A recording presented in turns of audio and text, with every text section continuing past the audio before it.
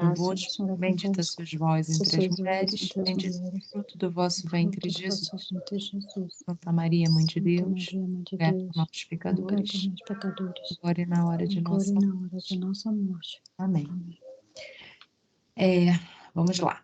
Eu vou compartilhar aqui a tela para a gente fazer no esquema do slide, que eu acho que fica melhor tanto para eu expor quanto para vocês poderem participar. Deixa eu fechar aqui esse WhatsApp. Aqui. Vamos lá. Vamos lá. O que são os sacramentos, né? A gente vai falar sobre os sacramentos hoje. Os sacramentos são 7, né? Que são instituídos por Jesus Cristo. E, inicialmente, a gente faz uma introdução aqui falando como é que é o estudo da doutrina católica, né? A primeira coisa que a gente aprende, aí a gente já faz uma recapitulação de tudo que a gente já estudou até aqui, são as verdades de fé, né? A gente aprende sobre o credo, né? Sobre o credo na Santíssima Trindade, o credo no Espírito Santo, né? O que a igreja prega, né? Que professa, né? A salvação, a redenção de Jesus Cristo, enfim, nós viemos falando sobre esses temas na primeira parte do curso. Depois nós entramos nos mandamentos, né? Que são tudo aquilo que a gente deve fazer para viver o que a gente crê, né? E a gente não consegue viver esses mandamentos só com as nossas forças. E é aí que entram os sacramentos, né? Que os sacramentos são essas ajudas que Deus instituiu para que a gente consiga viver os mandamentos e consiga ter condição de chegar, né, ao céu, né? A salvação. Então, eu vou só botar aqui a apresentação que fica melhor. Deixa eu só ela entrar aqui. Vamos lá. Vocês estão vendo a apresentação direitinho, né? Então, vou continuar, hein, meninas. Os sacramentos, eles são sinais sensíveis instituídos por Cristo que dão a graça, né? O que seriam esses sinais sensíveis, né? Os sinais sensíveis significa que eles precisam ser sentidos visualmente ou fisicamente por nós, né? Por exemplo, o batismo. A pessoa que é batizada, ela recebe a água na cabeça. Então, é um sinal sensível, recebimento dessa água com a fórmula que o padre fala, né? As palavras que o padre diz, eu te batizo em nome do Pai, do Filho e do Espírito Santo. O padre, o diácono, porque o sacramento, ele precisa, e mais à frente a gente vai falar isso também, ele precisa ser ministrado por alguém que tenha o sacerdócio de Cristo, né? Que o diácono no primeiro grau, né, e o sacerdote em segundo grau, eles recebem, né, o sacramento da ordem que constitui o sacerdócio de Cristo, né? Todos nós, né, enquanto cristãos, participamos desse sacerdócio de alguma forma, mas de forma assim solene, como em persona Christi mesmo, né, como a pessoa de Cristo, só quem tem o sacramento da ordem. Então, por isso, os sacramentos eles devem ser ministrados por esses ministros instituídos, né? Ficou redundante, mas é porque o que eu quero dizer é que, como os sacramentos foram instituídos por Cristo, só alguém na pessoa de Cristo, que são os sacerdotes e os diáconos investidos do sacramento da ordem, é que possuem condição de celebrarem, né, e de administrarem esses sacramentos. E há uma divisão, né, uma classificação de que os sacramentos eles têm os sinais sacramentais da matéria, que é a água, por exemplo, no batismo, ou o óleo no crisma, esses sinais sacramentais materiais, e também os sinais sacramentais gestos, né? Que é a palavra que é dita, a fórmula exata que o padre fala, ou que o diácono fala quando ministra o sacramento, ou então algum gesto, como persignar, né? Passar o sinal da cruz sobre a cabeça, né? No caso do crisma. Então, esses dois elementos, matéria e forma, são os sinais sacramentais. E é importante a gente destacar que os sinais sacramentais, eles são sensíveis, né? Que a gente precisa ver, né, e sentir o toque desses sinais, né, de alguma forma. Já o que está dito aí nesse slide é que a gente também pode receber uma graça sem que ela seja sensível, né? Uma graça que você recebe sem que os nossos sentidos, né? Visão, tato, audição, eles captem a graça, né? Um milagre que a gente recebe. Mas essa graça que a gente recebe especial para viver uma situação ou um milagre que aconteça na nossa vida não é um sacramento, é uma graça especial, mas não é um sacramento. Essa distinção é feita só para dizer que, assim, o sacramento é uma graça que a gente recebe, né? Mas é uma graça que vem em forma de sinal sensível, porque Jesus, quando ele vai administrando esses sacramentos, né, com a própria vida, quando ele abençoa a união matrimonial, quando ele se batiza, ele quis usar desses sinais sensíveis, quis fazer com que as pessoas vissem esses sinais. Então, por isso que se entende que os sacramentos precisam desses sinais sensíveis. Então, os sacramentos foram instituídos por Cristo. A instituição de cada sacramento, a tradição da igreja, né? Ela reconhece que está na Sagrada Escritura ou na tradição da igreja, mas não o sacramento como um todo. O que se entende é que os sacramentos eles foram instituídos por Jesus na sua vida pública, né? Enquanto ele estava aqui, naqueles 3 anos, e a igreja, depois, né? Como depositária da fé, com o discernimento do Espírito Santo, ela foi categorizando esses sacramentos, foi organizando, mas desde o Concílio de Trento, o que é dogma de fé é que todos os sacramentos que existem foram instituídos por Jesus Cristo. Então a igreja não tem poder para criar novos sacramentos e ela também não pode modificar os sacramentos que existem. Alguma coisa assim do rito ao longo do tempo foi sendo mexido, mas não a raiz, né? Então, digamos assim, o casamento pode ter entrada triunfal dos noivos, pode ter uma bênção a mais, pode ter alguma coisa que agregue, mas vai ter que ter a fórmula lá dos celebrantes, né? No caso que é o noivo e a noiva, assistido por um ministro ordenado, seja diácono ou sacerdote, que fale lá, fulana, eu te recebo por minha esposa, prometo amar-te, ser fiel, né? Vai precisar desse consentimento mútuo que é dado ali com as palavras que são ditas, né? Então, é isso que a igreja defende, né, quando ela diz que o sacramento está instituído por Jesus, porque na sua vida pública ele foi mostrando, né, esses sacramentos, mas o rito em si, a forma como alguns não foram totalmente esclarecidos, né? Então, assim, na Bíblia não diz lá que essa fórmula do matrimônio ela seria dessa forma, né? Eu te recebo, fulana, como minha esposa, desejo ser fiel, amar-te, respeitar-te. Isso não está na Bíblia, mas está lá na Bíblia. Quantas vezes Jesus falou em vários momentos sobre a importância do sacramento, do matrimônio, sobre a importância de um casal viver até que a morte o separe, né? Inclusive, ele esclarece lá quando perguntam que Moisés deu carta de separação, de que isso não poderia se dar no caso de um verdadeiro sacramento, né? Porque é isso que acontece. As pessoas. O que acontece é que as pessoas daquela época estavam com o coração endurecido e elas queriam justificar os seus erros. E aí elas querem que Jesus confirme que pode se separar, enfim, que pode se casar de novo. E Jesus é muito categórico em relação ao casamento não poder ser renovado, né? Nessa condição, assim, o seu cônjuge está vivo e você troca de cônjuge, né? Então, isso faz parte do sacramento. Agora, a fórmula em si, a igreja foi. Alguns elementos foram sendo amadurecidos, né, pela igreja.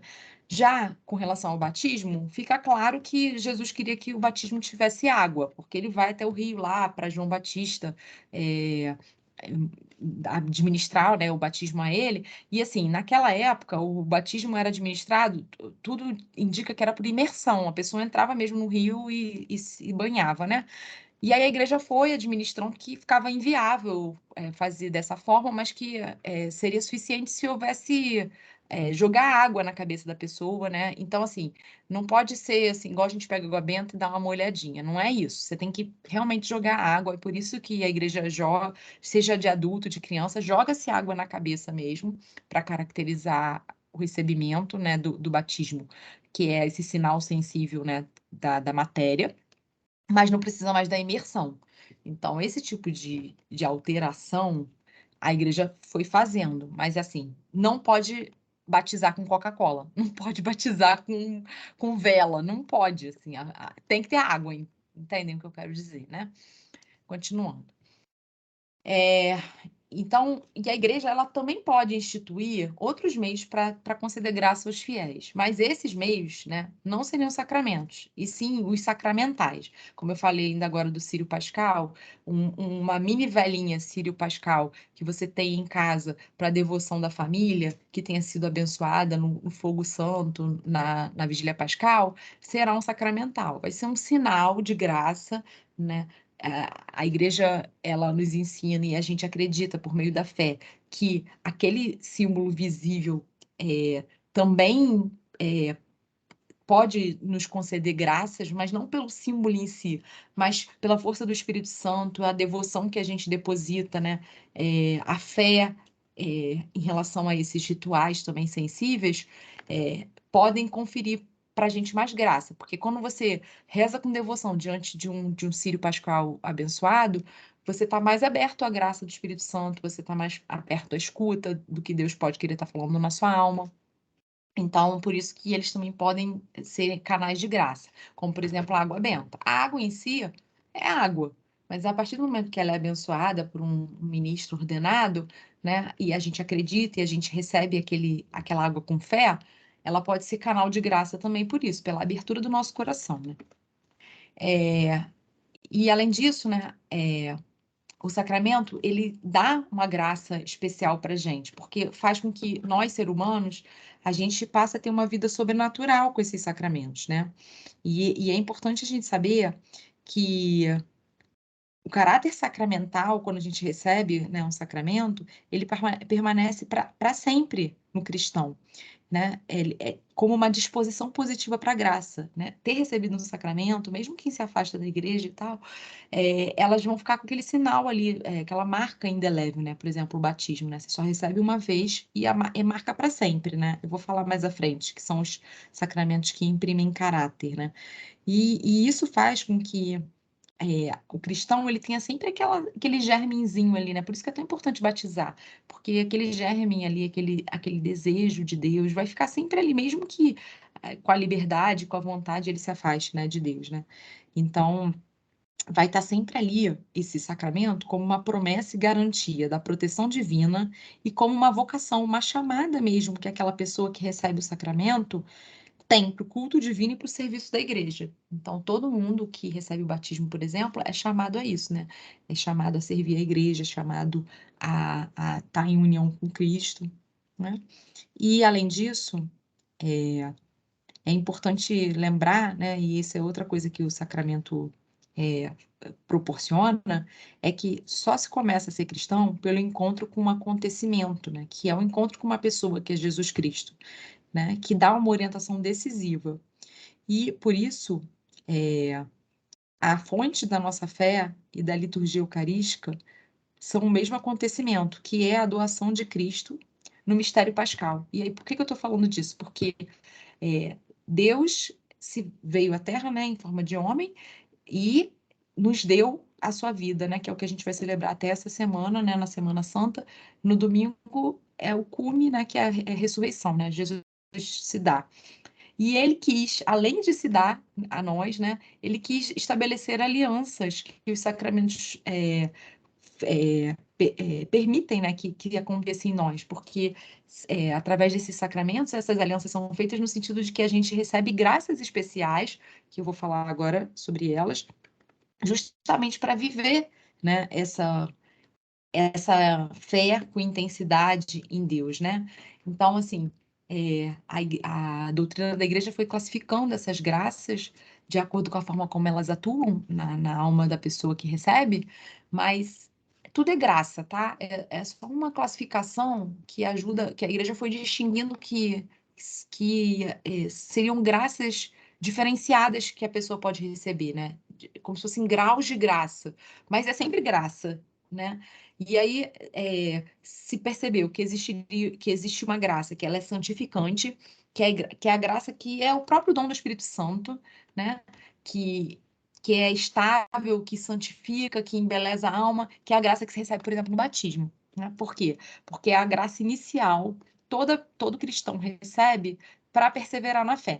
Então, assim, por isso que o batismo é condição indispensável para ser cristão, né? E até tem uma passagem, né, lá no Atos dos Apóstolos, quando está tendo os anúncios, né, e várias pessoas estão querendo se converter ao cristianismo, a primeira coisa que eles fazem é batizar essas pessoas. E aí até falar, naquele dia batizaram-se 4.000 que se converteram à fé. Sim, não bastava a pessoa dizer com a palavra, quero ser cristão. Ela precisava necessariamente querer se batizar, né? E aí, sim, no batismo a gente recebe essa primeira graça, que é a graça santificante. Depois, a gente tem sempre graças atuais para nos ajudar em algo concreto. Então, por exemplo, a gente recebe graça atual quando a gente reza e pede orientação a Deus, a gente recebe graça atual quando a gente se confessa e renova a nossa fé, a nossa disposição para não pecar, para lutar. A gente recebe graça atual quando recebe o sacramento da Eucaristia. E a gente recebe uma graça especial, que é a graça sacramental. Cada sacramento ele tem uma graça que o sacramento proporciona, né? Que é o auxílio divino para viver bem aquele sacramento. Então, por exemplo, quando a gente recebe o batismo, a gente tem tem a graça santificante, né? Que é dada pelo batismo, né? Que, no primeiro momento, apaga o pecado original, né? E nos coloca na condição de cristãos, e depois nós recebemos a graça sacramental de batizados. E depois a gente recebe outra graça sacramental quando a gente recebe o crisma, porque a gente confirma a nossa fé em Cristo. Então, o crisma, ele proporciona uma graça especial, própria do sacramento. E assim por diante. O casamento, quando a gente se casa, a gente recebe uma graça especial do casamento, né, daquela união com a outra pessoa, para viver bem o casamento. Então, ainda que o casamento esteja difícil, esteja pesado, a gente esteja fraco, a gente tem uma graça para viver. Então, é importante a gente não esquecer dessa graça que a gente tem e pedir a Deus que renove em nós essas luzes para ver essa graça. Porque a graça ela vai estar lá independente da nossa disposição de interior.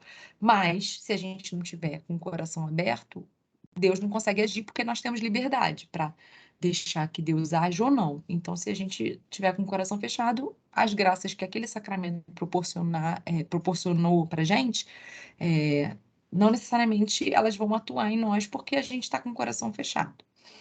E tem a graça especial que uma pessoa ou outra pode receber, que seria uma graça de um carisma, por exemplo. São Francisco de Assis recebeu um carisma, né? Foi chamado a viver entre os pobres e anunciar as verdades evangélicas lá de pobreza, castidade e obediência. E Deus deu uma graça especial a ele para viver daquela forma, cuidar dos leprosos e, enfim.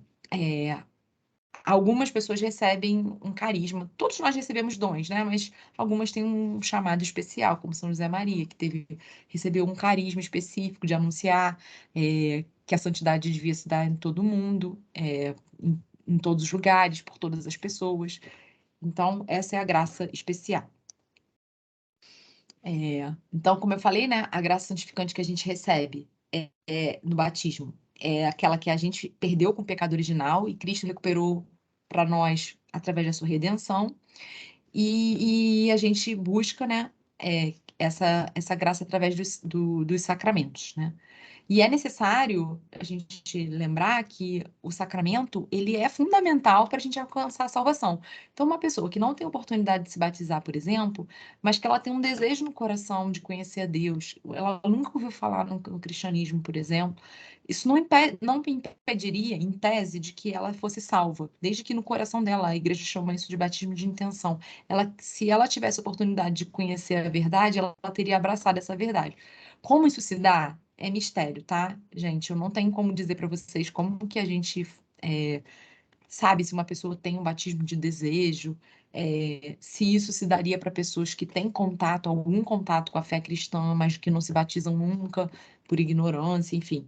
Isso eu não tenho como dizer para vocês. O que a gente aprende, né, como depósito de fé, é que aquelas pessoas que nunca tiveram condição de conhecer a igreja e o anúncio de Jesus, mas que teriam no seu coração essa abertura para receber essa graça, né, do batismo, elas também poderiam alcançar a salvação. Mas isso é um mistério da misericórdia divina.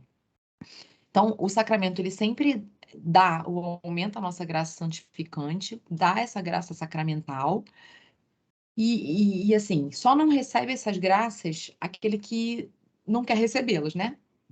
Então, a pessoa que não quer receber, não, eu não quero me batizar, eu não recebo essa graça, né? Eu não quero receber a Eucaristia, eu não recebo essa graça, as graças próprias de cada sacramento. Por outro lado, quanto mais aberto a gente está à graça, né? Quanto melhor é a nossa disposição interior, mais graça a gente tem chance de receber. Então, assim, se a gente recebe a Eucaristia, né, na Santa Missa, com bastante devoção, a gente recebe mais graça. E se a gente recebe o sacramento, né, da confissão com bastante devoção, a gente recebe mais graça. Então, assim, quanto melhor a gente participar dos sacramentos, mais graça aquele sacramento vai obter para a gente. Por outro lado, se o ministro não tiver em graça, né, o ministro que administra o sacramento, isso não faz diferença, tá? O padre pode estar em pecado mortal, mesmo que ele esteja em pecado mortal, e eu espero que isso não aconteça, se ele celebrar uma Santa Missa e ele administrar ali o sacramento, né, da Eucaristia, Jesus se faz presente da mesma forma, né? Porque a cerimônia foi seguida no rito correto, enfim, mesmo que a disposição interior daquela pessoa não esteja própria e adequada para aquele momento. Além disso, como eu falei, né, Jesus veio, né, e ele quis se fazer, né, Deus, né, da vida humana, e ele usava dessa humanidade santíssima como sinal sensível para curar, para perdoar. Então, em diversos momentos, ele curou a mão seca, o leproso, ele perdoou os pecadores, aqueles que queriam se arrepender, ele se batizou. Então, ele fez, né? Ele fez essa cura através das pessoas, ele conferiu graças para aquelas pessoas e ele deixou os sacramentos para continuar, né? Para ser uma continuação dessas graças que ele derramou enquanto ele esteve aqui na vida terrena. E os sacramentos são esses: batismo, crisma, Eucaristia, confissão, unção dos enfermos, matrimônio e ordem. O batismo, vou falar rapidamente da graça sacramental de cada sacramento, mas a gente vai ter aulas específicas sobre cada sacramento, né? Então, o batismo, como eu disse, é aquele que introduz a graça santificante pela primeira vez. Já o crisma, ele tem a capacidade de nos fortalecer na vida sobrenatural, né? De confirmar a nossa fé, de confirmar o nosso desejo de caminhar com Cristo.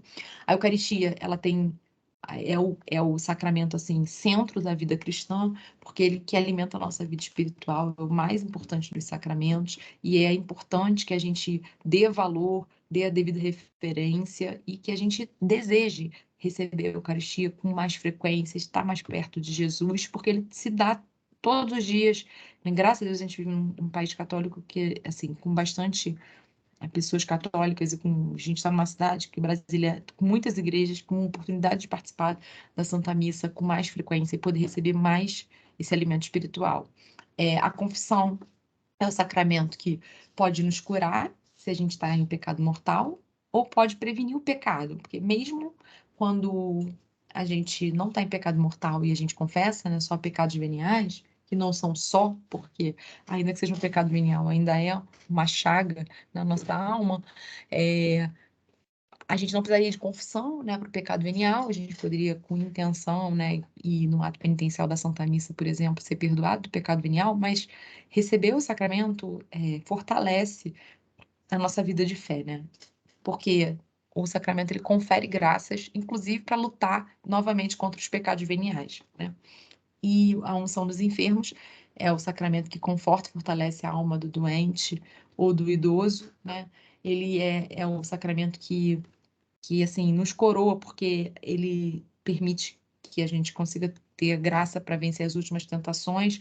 Então, uma pessoa que recebe o sacramento consciente consegue fazer uma boa confissão, ela consegue limpar a alma de um modo que, se ela morrer naquele momento, a gente acredita que ela tenha boas chances de entrar no céu, né? E o que acontece depois que ela morre, como é o juízo particular dela, como foi a vida dela, o que de verdade ela fez ou não, aí é ela com Deus, mas assim, a alma se prepara, né? Bem, quando recebe a unção dos enfermos.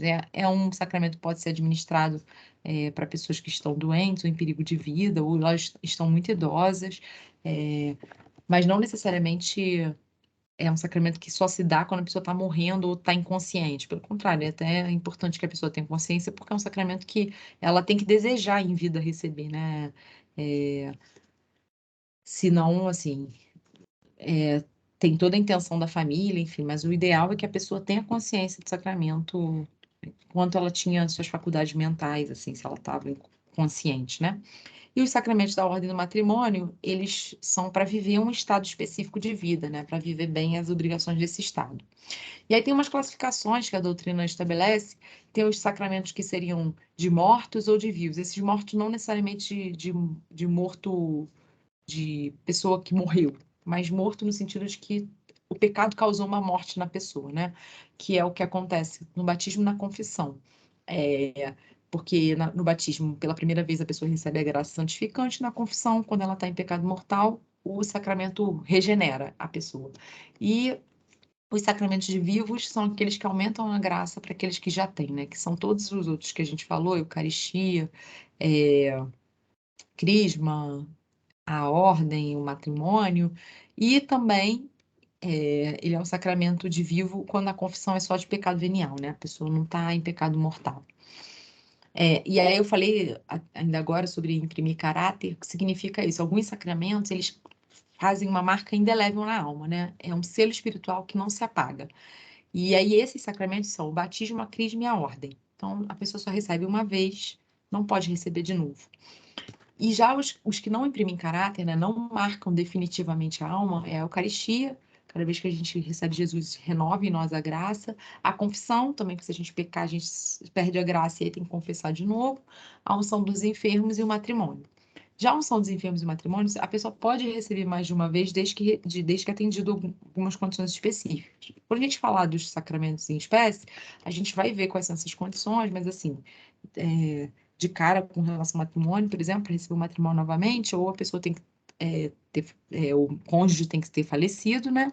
E aí quebra com a indissolubilidade do sacramento, ou então o casamento tem que ter sido nulo, né? A igreja não declara, não anula o casamento, mas ela pode verificar se objetivamente aquele casamento existiu ou não. E aí seria a forma de declarar a nulidade do matrimônio. Outra classificação é o lugar dos sacramentos, né? Em qual momento da vida digamos assim, do cristão, aqueles sacramentos acontecem. Então, os sacramentos que configuram a iniciação cristã é o batismo, a crisma e a eucaristia. Depois, os sacramentos que são relacionados à cura do cristão é a confissão e a unção dos enfermos. E os sacramentos que estão a serviço da comunhão, a serviço da igreja, a serviço do bem comum, a serviço da família e da igreja de Cristo, seria o matrimônio e a ordem. E aí eu já tinha falado dos sacramentais, né, que eles não são um sacramento, e eles foram instituídos pela igreja, não foram instituídos por Jesus, mas eles também são ajudas espirituais que Deus concede pela oração da igreja. Então, quando a gente faz o sinal da cruz bem feito, quando a gente usa água benta, quando a gente recebe uma bênção por mão imposta do sacerdote, né, se forem recebidos com muita fé, eles também dão ajuda, né, para a alma, eles ajudam na nossa caminhada de fé, né? E por que eles são diferentes dos sacramentos? Porque eles não foram instituídos por Jesus Cristo, né? E para recebê-los, né, a gente tem que ter consciência plena do que está se recebendo, né? Além de não recusá-los, né? Os sacramentos você também não pode recusar. Para você receber, você tem que querer receber, tem que ter vontade, né? Tirando o batismo, que os pais, no caso, substituem a vontade do filho com relação ao batismo. Nos demais, você precisa ter consciência para receber. E no sacramental, você também precisa ter plena consciência de que está recebendo, para que a graça efetivamente atue, né? Você tem ter consciência de que quando o padre impõe as mãos sobre uma água que ele vai abençoar, né, você tem que ter consciência de que ele ali está como ministro de Cristo, trazendo uma bênção para aquele sacramental, né, para aquela água. E é isso, meninas. Era isso que eu tinha para dividir com vocês hoje.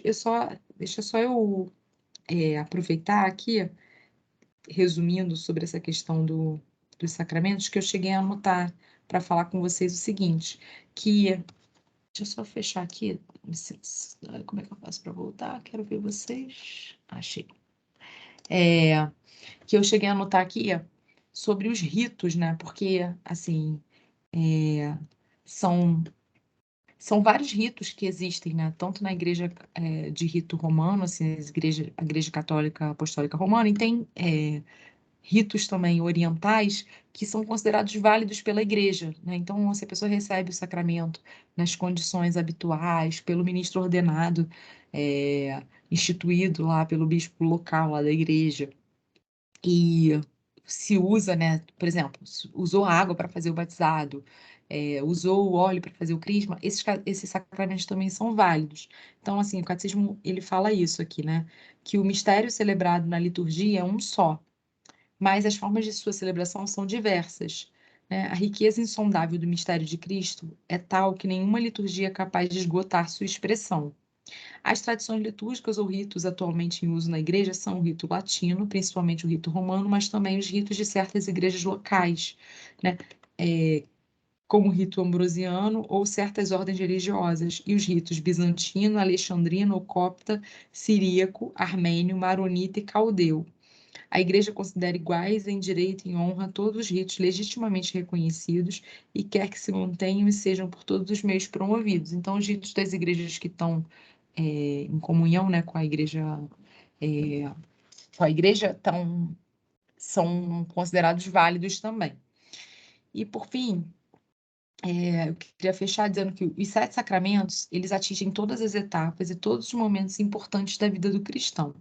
Dão a vida de fé do cristão, origem e crescimento, cura e missão. Então, os sacramentos, eles são para essas 4 funções, né? Origem lá do batismo, crescimento, que é a confirmação, crisma e a Eucaristia, a cura, que é a confissão, e a missão, que é o sacramento a cura é a confissão e a unção dos enfermos, e a missão, que é os sacramentos da ordem do matrimônio.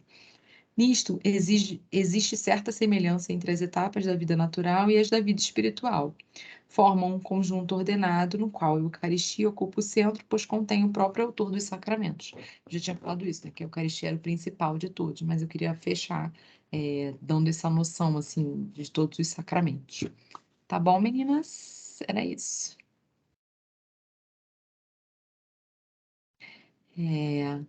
Eu agradeço a participação de vocês. Eu vou parar a gravação e a gente faz aqui rapidinho a nossa conversinha final.